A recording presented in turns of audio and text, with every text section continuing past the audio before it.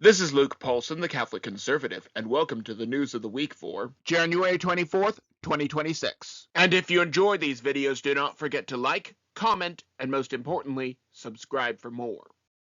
Investigating a fraudster, it all started with James O'Keefe. His team released an undercover video of someone stealing ballots on behalf of Ilhan Omar. More on him in just a few minutes. She nevertheless won a congressional seat, but has been under the microscope ever since. People in her own community have said that she married her brother, and now, like most swamp creatures, she has become fabulously wealthy after her election. This includes a jump of nearly $30 million in just 1 year.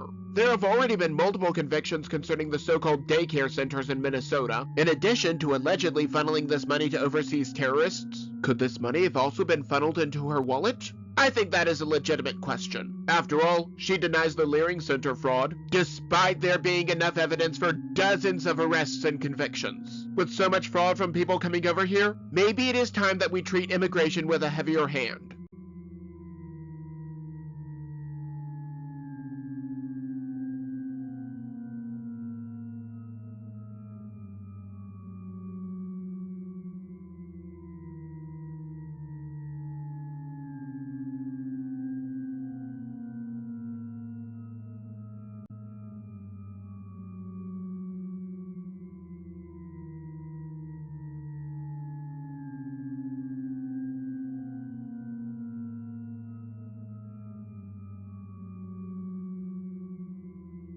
Heavy-handed ICE. Imagine blaming the maid for cleaning up the mess that the kids made. That is what we are dealing with Immigration and Customs Enforcement. The Biden administration let in untold numbers of illegals into this country, just to try and create a voting bloc like Minnesota. Then President Trump, via Immigration and Customs Enforcement, started cleaning up the mess. And now he is being blamed. The governor of Minnesota, Tim Walz, has all but outright stated that Minnesota is at war with the federal government. If he has said that directly, let me know in the comments section. It is so hard to keep up with all of the things that these insurrectionists say. Now, because the rioters are breaking into ICE vehicles, stealing everything from documents to weapons, a heavier hand may be needed. It would be easier to just let ICE do its job rather than getting in the way with trained protesters. By the way, not one Democrat mayor, to my knowledge, is condemning this theft.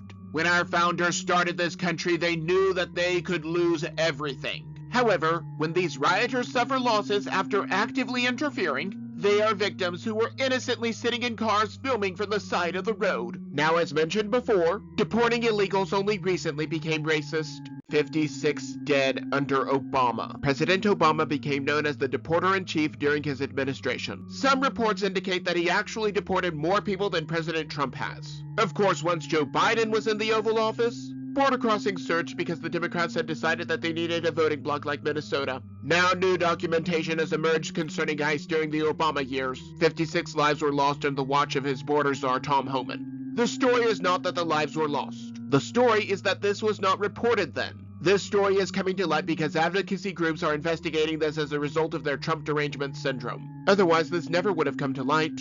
As I have mentioned before, only American citizens have legal protections under the Constitution and the Bill of Rights. These people did not have to come here, but they did. Something tells me that this is going to start a legal cascade. In the meantime, let us head over to the Supreme Court. Oral arguments on science. The so-called party of science cannot tell the difference between a man and a woman. I am not sure why. All you have to do is just follow the science. Moving on, the Supreme Court heard oral arguments concerning a pair of cases out of Idaho and West Virginia. All signs point to the Supreme Court upholding the ban on males and women's sports. Not only are there biological differences that give post-adolescent males a decided advantage, hardly a week goes by in which there is not a case somewhere about a creep in the women's bathroom. We need to just follow the science and keep out these males. I ask again, why are there no women pretending to be men, to get into men's spaces or teams? Now, speaking of courtroom drama, let us see what James O'Keefe is up to. Clinton was infiltrated. James O'Keefe is in court yet again. This case goes back to his time at Project Veritas. An undercover reporter infiltrated Democracy Partners and exposed what they were doing. And because the Democrat Party does not like transparency or light, they did what they do best. This wrongdoing includes, but is in no way limited to, bird-dogging and hiring homeless people to get things done. That second one is my phrasing, as some of the words are not fit to be said by civil people. While it seems that none of what was done was illegal, it was still manipulative and underhanded. The Democrats sued because they did not want that information out in the public. After all, this was the election that they claimed was stolen, even if there was no evidence. So naturally, if they want everyone to believe that the election was stolen, they cannot have anyone exposing their own underhanded tactics. James O'Keefe also hosts a podcast.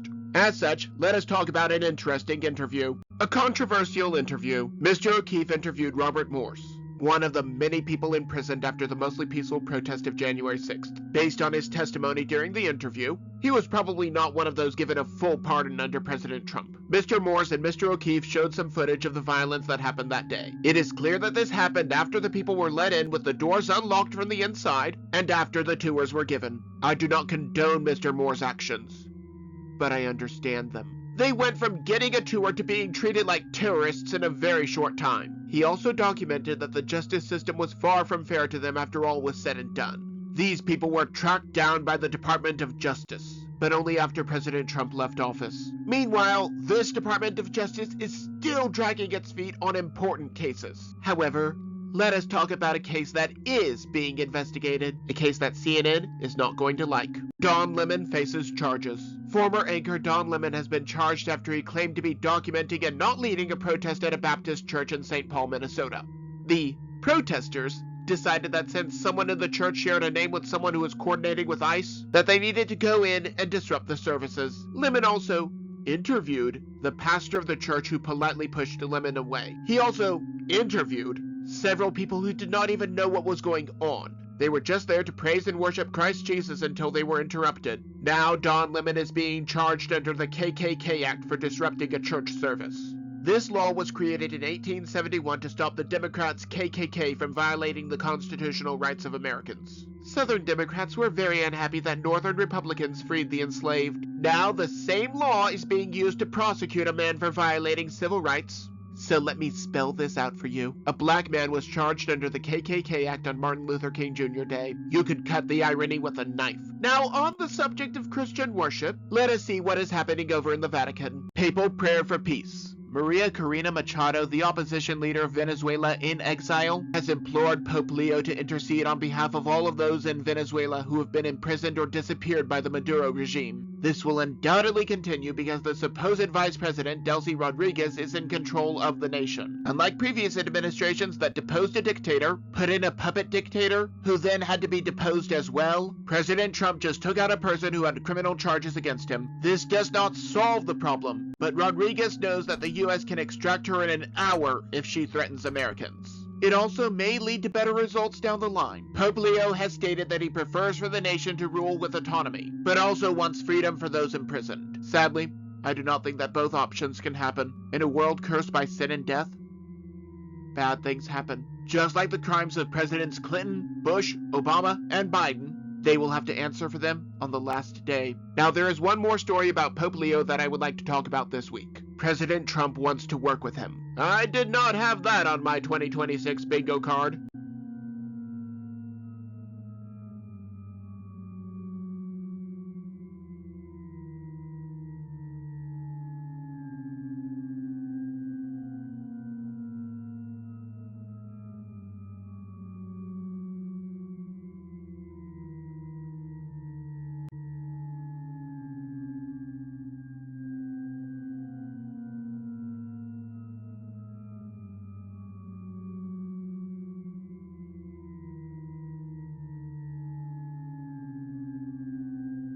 Presidential Papal Alliance. Like Elon Musk and President Trump, Pope Leo and President Trump do not always see eye to eye. However, to make America great again, we are going to need all kinds of people. And unlike the Democrats, we do not demand that everyone think alike.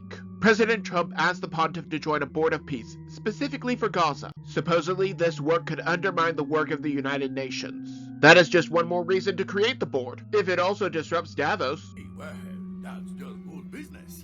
Now, as someone who has negotiated multiple peace deals, I think that President Trump is the man for the job. We will see if Pope Leo agrees. Maybe I'm just blowing smoke. Maybe I'm completely off my rocker, but that is just my opinion. And do not forget to like, comment, and most importantly, subscribe for more. But before you go, on the left I have last week's video, but you may also enjoy the video on the right.